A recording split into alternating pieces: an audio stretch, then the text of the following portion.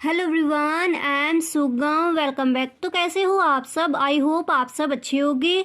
स्वागत है आप सभी का आपके अपने एसपी स्टडी यूट्यूब चैनल पर। तो गाइस, आज हम आपके लिए लेकर आए हैं समाज शास्त्र का पूरा पेपर। ठीक है, 2023 के बोर्ड एग्जाम के लिए मैंने समाज शास्त्र का पूरा पेपर बनाया है। देख लीजिए, आपके लिए पूरा पेपर बना रखा है मैंने, पूरा पेपर हल करके रखा है। ठीक है, विद आंसर आपको पूरा पेपर यहाँ पर मिलेगा। तो जैसा कि आपने कहा था कि ज्योग्राफी की आपको जो महत्वपूर्ण क्वेश्चन है वो आपको चाहिए, तो वो आपको हम नेक्स्ट वीडियो में बता देंगे।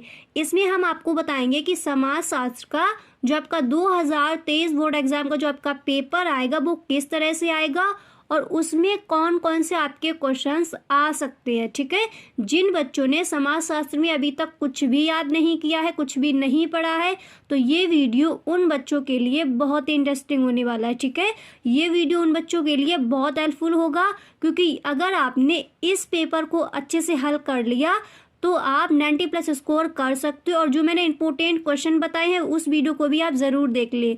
अगर आपने इतना कवर कर लिया तो आप 100% 90+ स्कोर कर सकते हो। आपको ये वीडियो पूरा देखना है और जो मैंने इंपॉर्टेंट क्वेश्चन बताए हैं समाजशास्त्र के पेपर के लिए, तो उसका लिंक आपको डिस्क्रिप्शन बॉक्स में मिल जाएगा। उस वीडियो को भी आप जरूर देख लें। क्वेश्चन मैंने रखे हैं। ओके, तो सबसे पहले आपके लिए आएंगे बहुविकल्पीय प्रश्न। ठीक है, तो देखिए मैंने यहाँ पर फर्स्ट जो बहुविकल्पीय प्रश्न है वो यहाँ पर रखा है कि राष्ट्रवाद का जन्म किसके परिणाम स्वरूप हुआ। राष्ट्रवाद का जन्म किसके परिणाम स्वरूप हुआ? तो किसके परिणाम स्वरूप हुआ? उपनिवेशवाद। आपको 4 ऑप्शन मिलेंगे। ठीक है, जो सही आंसर है वही मैंने यहाँ पर रखे हैं। ओके, आपको 4 ऑप्शन दे दिए जाएंगे, उनमें से आपको किस पर टिक करना है? उपनिवेशवाद पर। ओके, अब देखिए जो आपका नेक्स्ट क्वेश्चन यहाँ पर दिया गया है कि दहेज निरोधक अधिनियम पारित हुआ। दहेज निरोधक अधिनियम पारित हुआ, कब पारित हुआ? 1961 में। ओके, ये आपका राइट आंसर है। जो आपका नेक्स्ट क्वेश्चन मैंने यहाँ पर रखा है ये बहुत ही इंपॉर्टेंट है। ओके, इसको आपको अच्छे से ध्यान रखना है कि सन 1931 की भारतीय जनगणना के अध्यक्ष थे। तो सन 1931 की भारतीय जनगणना के अध्यक्ष कौन थे? J.H. हटन। Okay, J.H. हटन सन 1931 के भारतीय जनगणना के अध्यक्ष थे। फिर देखिए जो आपका नेक्स्ट यहाँ पर बहुविकल्पीय प्रश्न मैंने रखा है वो यहाँ पर दिया गया है कि जाति एवं वर्ग में कौन सा गुण समान है। ओके, देखिए जो आपने ज्योग्राफी के जो आपने क्वेश्चन पूछे थे तो वो आपको हम नेक्स्ट वीडियो में बता देंगे। ठीक है, तो भी बच्चे इकोनॉमिक्स के हैं तो इकोनॉमिक्स का मैं एक पेपर भी अपलोड कर चुकी हूँ और जो आपके इम्पोर्टेंट क्वेश्चन है वो भी मैं बता चुकी हूँ। उस वीडियो का लिंक आपको डिस्क्रिप्शन बॉक्स में मिल जाएगा। अगर आपको किसी और सब्जेक्ट के क्वेश्चन चाहिए हो, यानी जो इम्पोर्टेंट क्वेश्चन है वो आपको चाहिए हो, या फिर किसी और सब्जेक्ट में आपको कहीं पर भी कोई दिक्कत आ रही है तो please tell me in the comment box. Okay, तो देखिए जो आपका नेक्स्ट क्वेश्चन है वो मैंने यहाँ पर रखा है कि जाति एवं वर्ग में कौन सा गुण समान है। तो कौन सा गुण समान है? श्रेणी क्रम। ठीक है, जो श्रेणी क्रम है वो जाति एवं वर्ग में समान गुण है। ओके, अब देखिए जो आपका नेक्स्ट क्वेश्चन यहाँ पर दिया गया है वो है कि भारत में प्रथम पिछड़े वर्ग का आयोग के अध्यक्ष कौन थे। भारत में प्रथम पिछड़े वर्ग के अध्यक्ष कौन थे? तो कौन थे? काका कालेलकर। काका कालेलकर भारत में प्रथम पिछड़े वर्ग आयोग के अध्यक्ष थे। ओके, अब देखिए जो आपका अगला क्वेश्चन यहाँ पर मैंने रखा है वो यहाँ पर दिया गया है कि भारत में द्वितीय पिछड़ा वर्ग आयोग का अध्यक्ष कौन था। तो कौन थे अध्यक्ष? वीपी मंडल। जो बीपी मंडल थे वो भारत में द्वितीय पिछड़े वर्ग आयोग के अध्यक्ष थे। ओके, अब देखिए जो आपका अगला क्वेश्चन मैंने यहाँ पर रखा, आपको 10 बहुविकल्पीय प्रश्न दिए जाएंगे। ठीक है, और आपको ध्यान रखना है कि एक भी प्रश्न आपका गलत नहीं होना चाहिए। जितने भी इंपॉर्टेंट, मैं आपको एक और वीडियो बना दूंगी उसमें आपको जितने भी आपके इंपॉर्टेंट विकल्प होंगे, यानी जितने भी आपके बहुविकल्पीय प्रश्न होंगे वो सारे मैं इसमें आपको बता दूंगी। और आपको क्या करना है, आपको भी इस बार 90+ स्कोर करना ही है। इसी तरह से आपकी तैयारी होनी चाहिए।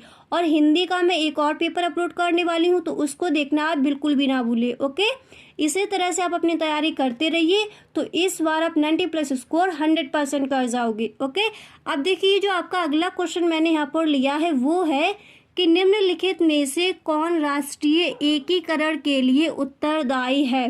निम्नलिखित में से कौन राष्ट्रीय एकीकरण के लिए उत्तरदायी है, तो कौन है, राष्ट्रवाद। आपको 4 ऑप्शन दिए जाएंगे, आपको सही कौन सा लिखना है, यानी सही टिक आपको किस पर लगाना है, राष्ट्रवाद पर। यही आपको आंसर में लिखना है। फिर देखिए जो आपका अगला क्वेश्चन मैंने यहाँ पर लिया है वो आपका दिया गया है कि पश्चिमीकरण की अवधारणा किसने दी है। पश्चिमीकरण की अवधारणा किसने दी है, तो किसने दी है, एम.एन. श्रीनिवास। एम.एन. श्रीनिवास ने पश्चिमीकरण की अवधारणा दी है। ओके, फिर देखिए जो आपका अगला क्वेश्चन है वो यहाँ पर दिया गया है कि प्रबल जाति की अवधारणा के प्रतिपादक हैं। तो प्रबल जाति की अवधारणा के प्रतिपादक कौन है, ये भी एम.एन. श्रीनिवास जी ही है। ठीक है, फिर देखिए जो आपका नेक्स्ट क्वेश्चन है वो मैंने यहाँ पर लिया है कि ग्रामीण समुदाय की प्रमुख विशेषता है, क्या है, कृषि आधारित समाज। ग्रामीण समुदाय की प्रमुख विशेषता क्या है, कृषि आधारित समाज। ओके, फिर देखिए इसके बाद आपके आएंगे अति लघु उत्तरीय प्रश्न। तो जो भी आपके अति लघु उत्तरीय प्रश्न महत्वपूर्ण है, जो भी आपके इम्पोर्टेंट क्वेश्चन है 2023 के बोर्ड एग्जाम के लिए, वो सारे ही क्वेश्चंस मैंने इसमें लिए हैं। ठीक है, जो आपके प्रीवियस ईयर क्वेश्चन थे वो भी यहाँ पर मैंने रखे हैं, और जो आपके बोर्ड एग्जाम के जो आपके पेपर हुए थे उन पेपर में से भी क्वेश्चन यहाँ पर मैंने रखे हैं, और जो आपके मॉडल पेपर हैं उनसे भी मैंने देखा है, तब इस पेपर को बनाया है। तो अगर आपको अभी तक आपने कुछ भी नहीं पढ़ा है, समाजशास्त्र में आपको कुछ समझ नहीं आया, तो आपको क्या करना है, इस पेपर को हल कर लेना है। और जो मैंने इम्पोर्टेंट क्वेश्चन बताए हैं समाजशास्त्र के पेपर के लिए, तो उस वीडियो को भी आपको जरूर देखना है। उस वीडियो का लिंक आपको डिस्क्रिप्शन बॉक्स में मिल जाएगा। ठीक है, अब देखिए यहाँ पर जो फर्स्ट क्वेश्चन है वो मैंने यहाँ पर रखा है कि पुरुषार्थ किसे कहते हैं। कई बार पूछा गया ये। ठीक है, पुरुषार्थ किसे कहते हैं, तो पुरुषार्थ किसे कहती है, मानव क्रियाएं अधिकांशतः लक्ष्योन्मुख होती हैं। ठीक है, मानव क्रियाएं अधिकांशतः लक्ष्योन्मुख होती हैं। हिंदू सामाजिक संगठन में परंपरा की दृष्टि से मानव जीवन के 4 लक्ष्य बताए गए हैं। कौन कौन से, उनमें पहला है धर्म, अर्थ, काम और मोक्ष। ओके, 4 आपके लक्ष्य कौन कौन से बताए गए हैं, धर्म, अर्थ, काम और मोक्ष। इन्हीं को पुरुषार्थ कहा जाता है। ओके, इन्हीं को हम क्या कहते हैं, पुरुषार्थ। समझ आ गया। फिर देखिए जो आपका यहाँ पर अगला क्वेश्चन दिया गया है वो मैंने यहाँ पर लिया है कि जनसंख्या विस्फोट से क्या आशय है। देखिए जनसंख्या पर यानी जनसंख्या नियंत्रण कहते हैं, जनसंख्या किसे, यानी जनसंख्या पर आपका एक न एक क्वेश्चन 100% आना ही है। ठीक है, या तो आपसे विस्तृत में पूछ लिया जाएगा, या फिर लघु में पूछ लिया जाएगा, या फिर अति लघु उत्तरीय प्रश्न में आपसे पूछ लिया जाएगा। ओके, तो यहाँ पर देखिए क्वेश्चन आपका मैंने रखा है कि जनसंख्या विस्फोट से क्या आशय है। ओके, तो इसका आंसर हो जाएगा कि जनसंख्या विस्फोट का आशय जनसंख्या वृद्धि प्रक्रिया की उस स्थिति से है जिसमें जनसंख्या वृद्धि की दर समान या वांछनीय दर से बहुत अधिक होती है। ओके, जनसंख्या विस्फोट हम किसे कहेंगे, जनसंख्या विस्फोट का आशय जनसंख्या वृद्धि प्रक्रिया की उस स्थिति से है जिसमें जनसंख्या वृद्धि की दर सामान्य या वांछनीय दर से बहुत अधिक होती है, उसी को हम कहते हैं जनसंख्या विस्फोट। समझ आ गया। फिर देखिए जो आपका नेक्स्ट क्वेश्चन है वो आपका मैंने यहाँ पर रखा है कि जाति की विशेषताएं लिखिए। ओके, जाति की विशेषताएं लिखिए। तो देखो जाति की विशेषताएं कौन कौन सी हो जाएंगी, तो पहले आपको इस तरह से लिखना है कि जाति की मुख्य विशेषताएं हैं। कौन कौन सी हैं, जन्म पर आधारित सदस्यता, पेशे की निश्चितता, खान पान पर प्रतिबंध। ठीक है, ऊंच नीच की भावना, नेक्स्ट आपकी हो जाएगी अनिवार्य सदस्यता, निश्चित परंपराएं, अंतर्विवाही समूह तथा सदस्यों की निश्चित स्थिति। ये हो जाएंगी आपकी जाति की विशेषताएं। समझ आ गया। फिर देखिए जो आपका अगला क्वेश्चन है, देखिए क्या करना है, ध्यान से इस वीडियो को देखना है और आधे क्वेश्चन आपको यहीं याद कर लेना है। इस तरह से आप वीडियो देखो कि आपको जो क्वेश्चन और आंसर मैंने यहाँ पर दिए हैं, आधे क्वेश्चन आपको यहीं याद हो जाए और आपको अपनी कॉपी में ये सारे क्वेश्चन आंसर आपको नोट कर लेने, यानी इस पूरे पेपर को आपको नोट कर लेना है और 1-2 बार आपको रिवाइज करना है, आपको अपने पेपर देने चले जाना है। इस तरह से इस वीडियो को आप देखो कि आपको जो क्वेश्चन मैं आपको बताऊं, उनके आंसर जो बताऊं वो आपको यहीं याद हो जाए। ठीक है, इस तरह से आपको वीडियो को सुनना है। अब देखिए जो आपका मैंने अगला क्वेश्चन यहाँ पर रखा है वो दिया गया है कि अनुसूचित जातियों की 2 प्रमुख समस्याएं बताइए।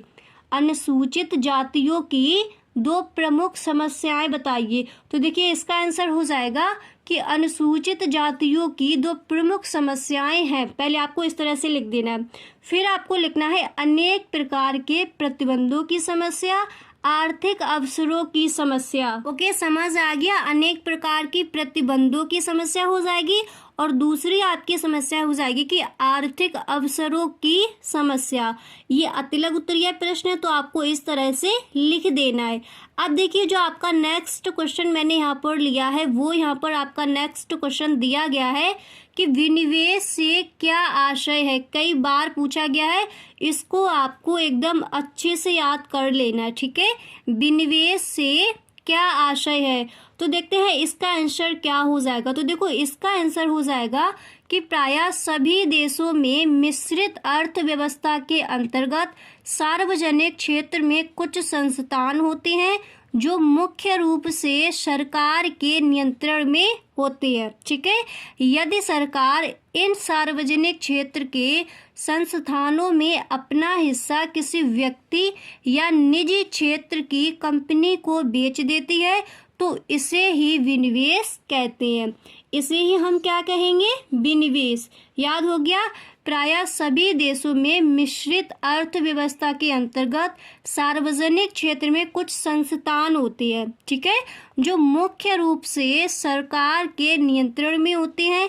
यदि सरकार इन सार्वजनिक क्षेत्र के संस्थानों में अपना हिस्सा किसी व्यक्ति या निजी क्षेत्र की कंपनी को बेच देती है तो इसे ही हम विनिवेश कहते हैं। ओके, इस तरह से आपको इसका आंसर लिखना है। फिर देखिए जो आपका नेक्स्ट क्वेश्चन है वो यहाँ पर दिया गया है कि भारत में पर्यावरणीय आंदोलन से आप क्या समझते हैं। इस तरह से आपसे क्वेश्चन आस्क किया जाएगा। ये क्वेश्चन इंपॉर्टेंट है, इसको भी आपको तैयार कर लेना। ठीक है, या तो आपसे ये लघु उत्तरीय प्रश्न में पूछ लेगा, या तो अतिलघु में पूछ लेता है, या फिर विस्तृत में रखेगा। ठीक है, तो भारत में पर्यावरणीय आंदोलन से आप क्या समझते हैं। तो देखते हैं इसका आंसर क्या हो जाएगा। तो इसका आंसर हो जाएगा कि पर्यावरण संरक्षण के लिए किए जाने वाले, ओके, पर्यावरण संरक्षण के लिए किए जाने वाले संगठित प्रयासों को पर्यावरणीय आंदोलन के रूप में जाना जाता है। वास्तव में पर्यावरण के संतुलन को बनाए रखने के लिए तथा पारिस्थितिकीय तंत्र को बचाए रखने के लिए जो आंदोलन हो रही है उन्हें ही समाजशास्त्रीय भाषा में पर्यावरणीय आंदोलन या पारिस्थितिकीय आंदोलन के रूप में जाना जाता है। इन आंदोलनों में सबसे अधिक चर्चित आंदोलन है सुंदरलाल बहुगुणा द्वारा संचालित चिपको आंदोलन। ठीक है, पर्यावरणीय आंदोलनों का मुख्य उद्देश्य पर्यावरण संरक्षण से है, यानी मुख्य उद्देश्य इसका क्या है, मुख्य उद्देश्य इसका है पर्यावरण संरक्षण। ओके, अब देखिए जो आपका मैंने नेक्स्ट क्वेश्चन यहाँ पर लिया है वो आपका दिया गया है कि भारत में हरित क्रांति का सामान्य परिचय दीजिए अथवा हरित क्रांति से आप क्या समझते हैं। कई बार ये क्वेश्चन आपसे पूछा जाता है बोर्ड एग्जाम में। ठीक है, तो इसका भी आपको सही से आंसर याद कर लेना है। तो हरित क्रांति कृषि के आधुनिकीकरण का एक सरकारी कार्यक्रम था जिसके लिए अंतर्राष्ट्रीय संस्थानों द्वारा आर्थिक सहायता उपलब्ध कराई है। यह सरकारी योजना अधिक उत्पादकता वाले अथवा संकर बीजों के साथ कीटनाशकों, खादों तथा किसानों के लिए अन्य निवेश देने पर केंद्रित थी। ओके, इस तरह से आपको इसका आंसर लिखना है। फिर देखिए जो आपका मैंने यहाँ पर नेक्स्ट क्वेश्चन रखा है वो आपका दिया गया है कि ऑगस्ट कॉम्ट के अनुसार सामाजिक अनुसंधान के प्रमुख 5 चरण कौन से हैं। ओके, तो देखते हैं इनके प्रमुख 5 चरण कौन से हैं। तो इस तरह से आपको इसका आंसर लिखना होगा कि ऑगस्ट कॉम्ट के अनुसार सामाजिक अनुसंधान के 5 चरण हैं। कौन कौन से? पहला है विषय का चुनाव, अवलोकन द्वारा प्रत्यक्ष होने वाले तथ्यों का संकलन तथा तथ्यों का वर्गीकरण, एंड आपका नेक्स्ट हो जाएगा तथ्यों का परीक्षण, और अगला आपका हो जाएगा नियमों का प्रतिपादन। ये हो जाएंगे आपके 5 चरण। फिर देखिए जो आपका नेक्स्ट क्वेश्चन है वो मैंने यहाँ पर लिया है। देखिए आपका जो नेक्स्ट क्वेश्चन है वो आपका यहाँ पर दिया गया है कि सांप्रदायिकता का क्या अर्थ होता है। का आंसर आप इस तरह से दोगे कि W.C. स्मिथ ने सांप्रदायिक व्यक्ति तथा सांप्रदायिकता को स्पष्ट करते हुए लिखा है कि एक सांप्रदायिक व्यक्ति वह है जो कि प्रत्येक धार्मिक अथवा भाषाई समूह को ऐसे पृथक सामाजिक व राजनीतिक इकाई मानता है जिसके हित अन्य समूहों से पृथक होते हैं, यानी अन्य समूहों से अलग होते हैं और उनके विरोधी भी हो सकते हैं। ऐसे ही व्यक्तियों या व्यक्ति समूह की विचारधारा को सांप्रदायिकता या प्रयासवाद कहकर संबोधित किया जाता है। इसका आंसर आपको इस तरह से देना है। समझ आ गया?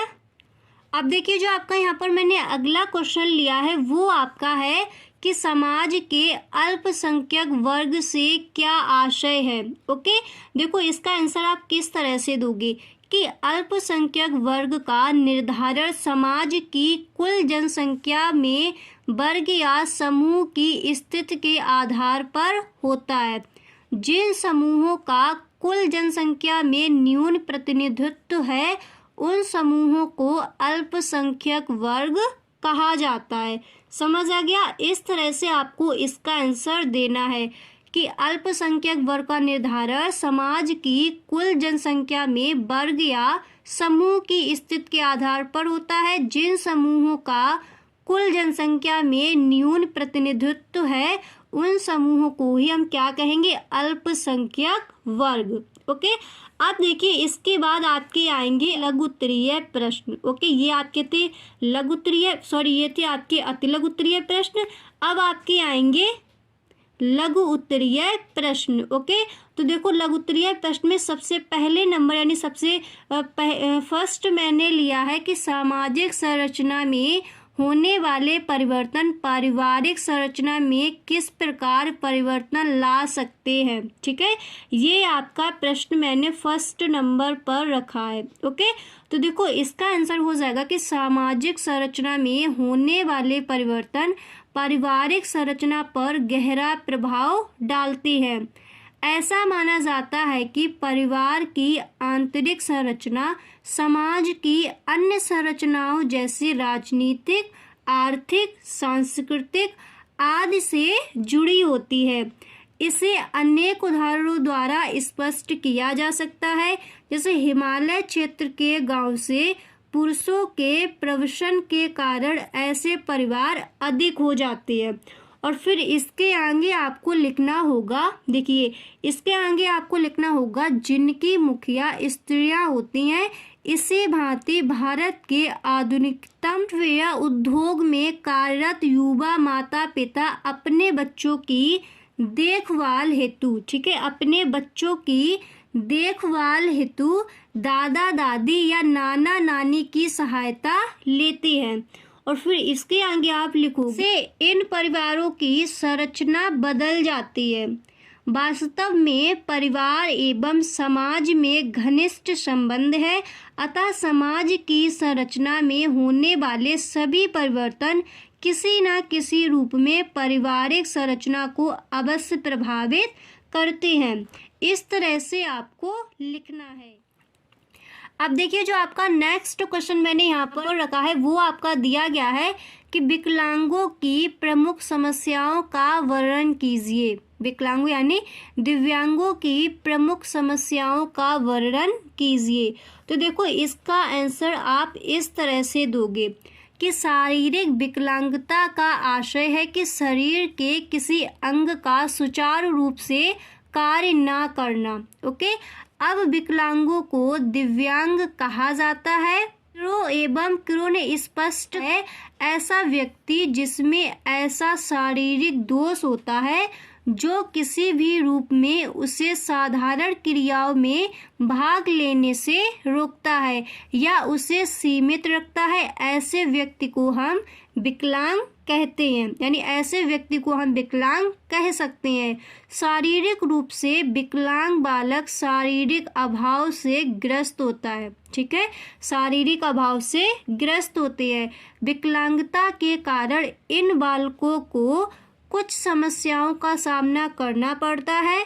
इस प्रकार ही प्रमुख समस्याएं निम्नलिखित हुआ करती हैं, या फिर आप इस तरह से लिख सकते हो, इस प्रकार की प्रमुख समस्याएं निम्नलिखित है। फिर आपको इस तरह से नंबर डालकर लिख देना है। ठीक है, फर्स्ट पॉइंट आपको डाला है, फिर उसमें आपको लिखना है कि शारीरिक रूप से विकलांग बालक उन क्रियाओं को नहीं कर पाते जिन्हें सामान्य बालक सामान्य रूप से कर लिया करते हैं। फिर आपको सेकंड पॉइंट डालना है और उसमें आपको लिख देना है, फिर उसमें आपको लिखना है कि विकलांग बालकों को संवेगात्मक समस्याओं का भी सामना करना पड़ता है। ओके, क्योंकि ऐसे बालक संवेगात्मक रूप से परिपक्व नहीं हो पाते। ऐसे बालक क्रोधी या हतात्साहित भी हो सकते हैं। ठीक है, क्रोधित या हतात्साहित भी हो सकते हैं। फिर आपको नेक्स्ट पॉइंट डालना है और उसमें आपको लिखना होगा कि विकलांग बालक अनेक बार विभिन्न प्रकार की हीन भावनाओं के लिए भी शिकार हो जाया करते हैं। यह हीन भावना कभी कभी आत्मदण्ड के रूप में विकसित हो सकती है। ओके, फिर आपको देखिए नेक्स्ट पॉइंट डालना है और फिर उसमें आपको लिख देना है कि विकलांग बालक, ओके, विकलांग बालक संवेगात्मक असंतुलन एवं अस्थिरता के शिकार भी हो जाया करती है। ऐसा उस समय होता है जब बालक यह समझने लगता है कि अन्य लोग उसे हीन समझते हैं। ओके, समझ आ गया। फिर देखिए जो आपका नेक्स्ट क्वेश्चन है वो यहाँ पर दिया गया है कि सूचना का अधिकार अधिनियम यानी RTI कब पारित हुआ और इसका क्या तात्पर्य है। ठीक है, तो देखते हैं इसका आंसर क्या हो जाएगा। तो इसका आंसर आप इस तरह से दोगे कि नागरिक समाज आंदोलनों की एक मुख्य उपलब्धि सूचनाधिकार अधिनियम 2005 है। सूचना का अधिकार अधिनियम भारत की संसद द्वारा पारित एक कानून है जो 12 अक्टूबर 2005 को लागू हुआ। भारत में भ्रष्टाचार को रोकने और समाप्त करने के लिए इसे बहुत ही प्रभावी कानून बताया जाता है। और फिर इसके आगे आप लिखोगे कि यह कानून भारत के सभी नागरिकों को सरकारी फाइलों में दर्ज सूचना को देखने और उसे प्राप्त करने का अधिकार देता है। इस तरह से आपको इस प्रश्न का आंसर लिखना है। फिर देखिए जो आपका नेक्स्ट प्रश्न है वो मैंने यहाँ पर रखा है कि आधुनिकीकरण के 5 लक्षण बताइए। ठीक है, आधुनिकीकरण के 5 लक्षण बताइए।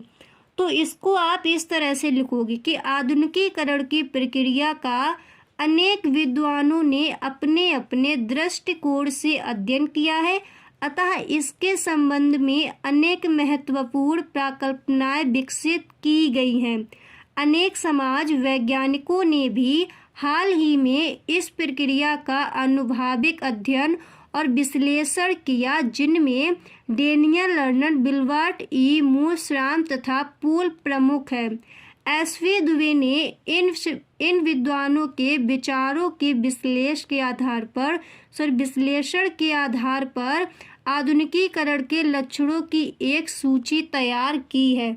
इस तरह से आपको इसका आंसर देना होगा। ठीक है, इस तरह से आपको इस प्रश्न का आंसर है वो आपको इस तरह से लिखना है। फिर देखिए जो आपका नेक्स्ट क्वेश्चन है वो मैंने यहाँ पर रखा है कि औद्योगिकरण की एक सरल एवं स्पष्ट परिभाषा लिखिए। औद्योगिकरण की एक सरल एवं स्पष्ट परिभाषा लिखिए। तो इसका आंसर आप इस तरह से दोगे, यानी इसकी परिभाषा आप इस तरह से लिखोगे कि औद्योगिकरण से आशय शक्ति के बेजान स्रोतों के आर्थिक उत्पादन के लिए विस्तृत प्रयोग से है, और सबसे भी है जो संगठन, यातायात व संचार और ऐसे अनेक रूपों में इसके परिणाम स्वरूप आगे आते हैं। ठीक है, देखिए जो आपका अगला क्वेश्चन मैंने लिया है वो यहाँ पर आपका दिया गया है कि हित समूह प्रकारशील लोकतंत्र के अभिन्न अंग हैं, चर्चा कीजिए।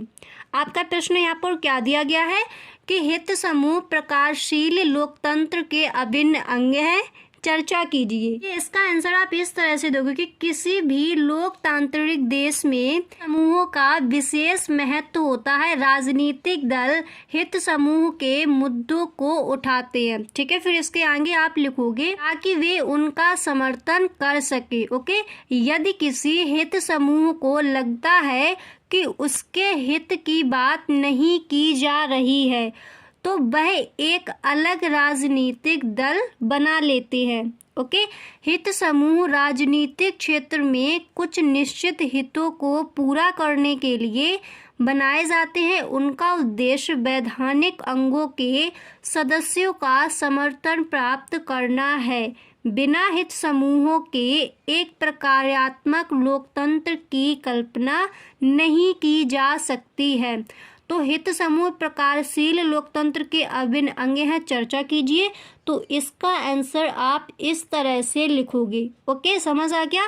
फिर इसके बाद देखिए जो आपका नेक्स्ट क्वेश्चन है वो मैंने यहाँ पर लिया है, और ये क्वेश्चन बहुत ही इम्पोर्टेंट है, अच्छे से आपको तैयार करना है इसको, कि सामाजिक सर्वेक्षण से आप क्या समझते हैं।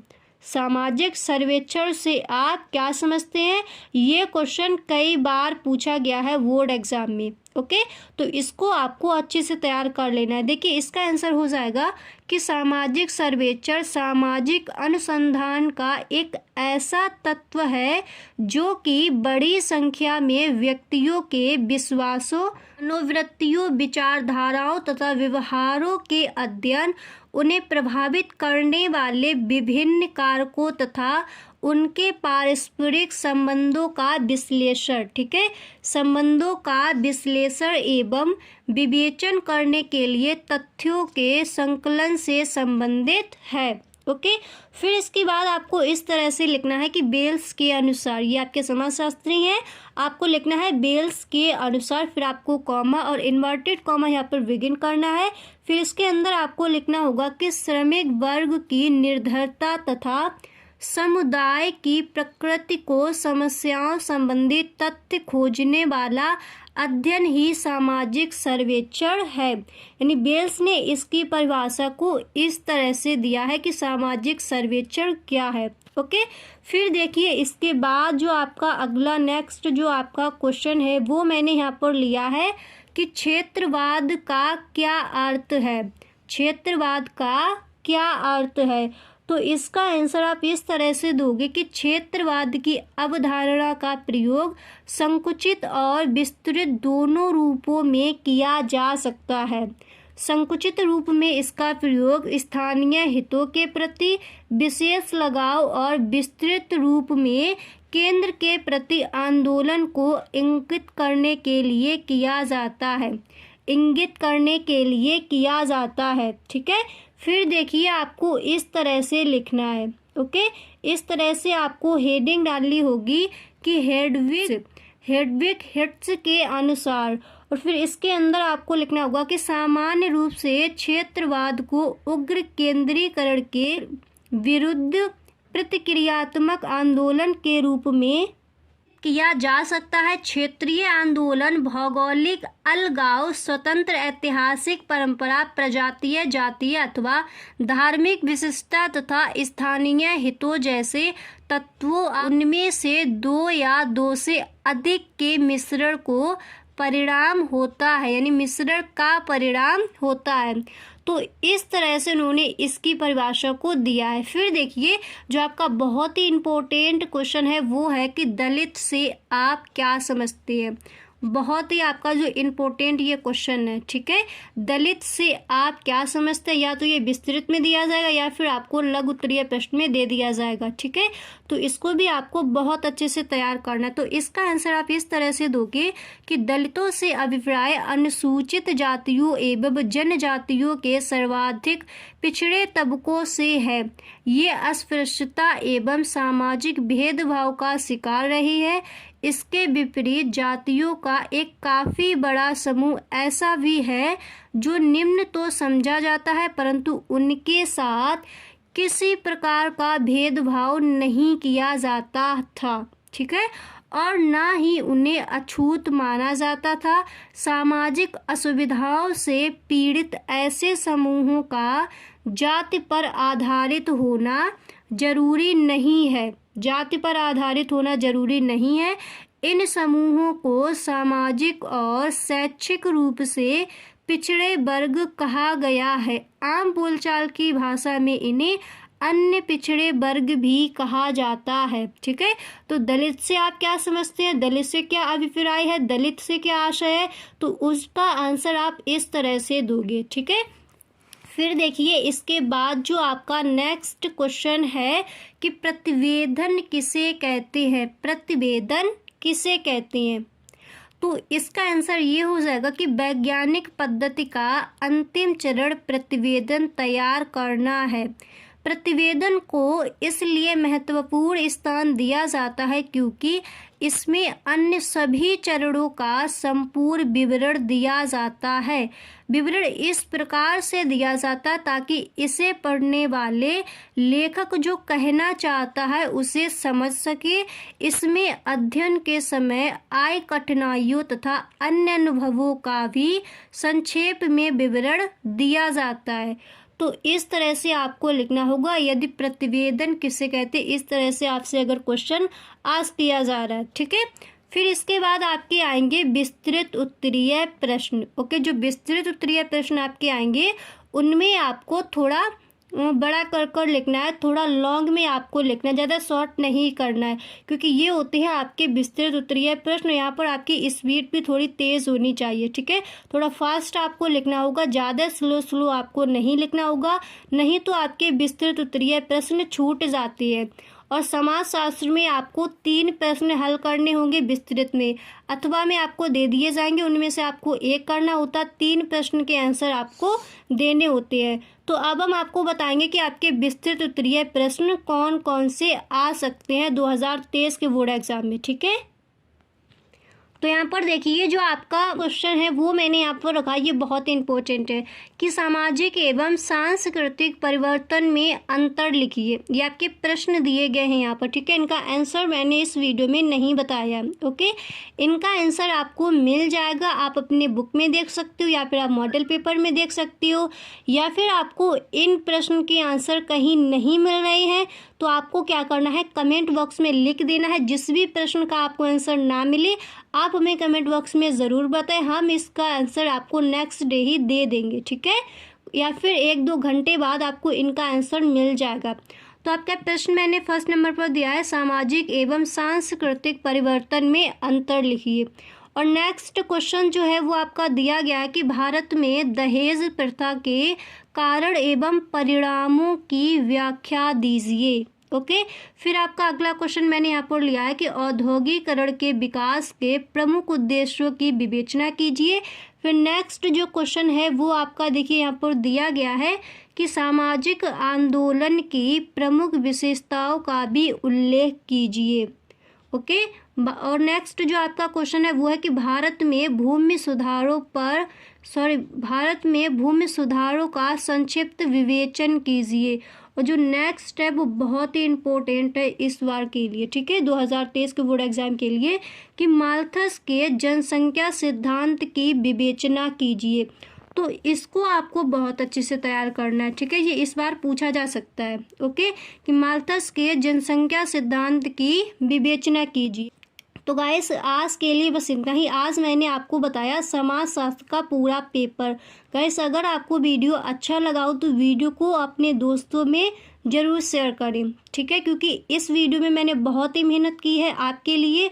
और अगर आपको वीडियो अच्छा लगे तो आप इस वीडियो को ज़्यादा से ज़्यादा लोगों तक शेयर करें। ओके, आपको किसी और सब्जेक्ट की इसी तरह की वीडियो चाहिए है तो आप कमेंट बॉक्स में हमें ज़रूर बताएं। नेक्स्ट डे उन क्वेश्चन के आपको सॉल्यूशन मिल जाएंगे। Okay, thanks for watching.